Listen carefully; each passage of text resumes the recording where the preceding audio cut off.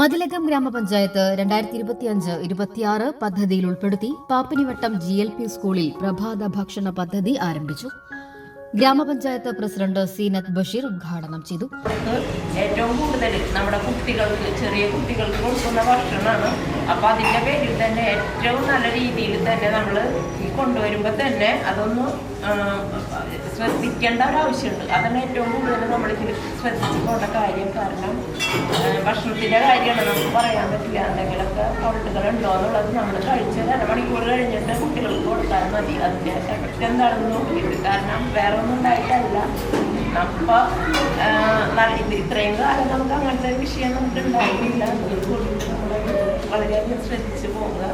പിന്നെ പറയാനുള്ളതെന്ന് വെച്ചാൽ സമയബന്ധിതമായിട്ട് കൊടുക്കുക. പിന്നെ ഇതിൻ്റെ കാര്യങ്ങൾ നിങ്ങൾ എന്താ ഭക്ഷണം കൊണ്ടുവരുന്നത്, പിന്നെ സമയബന്ധിതമായിട്ട് കൊണ്ടുവരുന്നുണ്ടോ എന്നുള്ള കാര്യങ്ങളൊക്കെ നിങ്ങൾ അറിയിക്കണം. കാരണം പുതിയ ടീമുകൾ എടുത്തിട്ടുള്ളത്. അപ്പോൾ അതിൻ്റെ ഒരു കാര്യം നിങ്ങൾ ഗൗരവമായി നോക്കിക്കൊണ്ടിരിക്കണം. മറ്റു കാര്യങ്ങളെക്കാൾ കൂടുതൽ ശ്രദ്ധിക്കുന്ന ഒരു കാര്യമാണ്.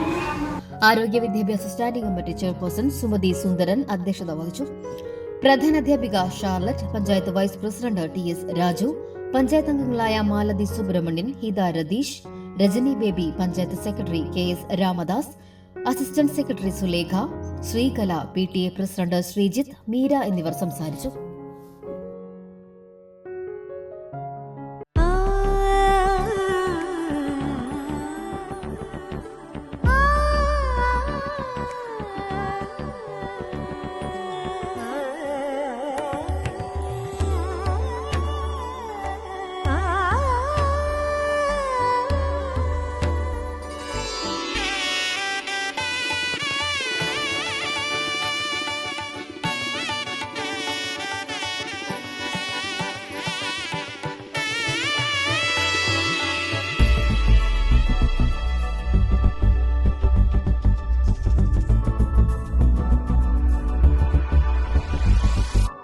മനം കവരും സ്വർണ്ണ വജ്രശോഭയിൽ മനോഹരമായ ഡിസൈനുകൾ, ലൈറ്റ് വെയ്റ്റ് ആഭരണങ്ങളുടെ മികച്ച കളക്ഷൻസ്, 3 പതിറ്റാണ്ടിലേറെ പാരമ്പര്യത്തോടെ മുഗൾ ഗോൾഡൻ ഡയമണ്ട്സ്, തൃപ്രയാർ 3 പീടിക.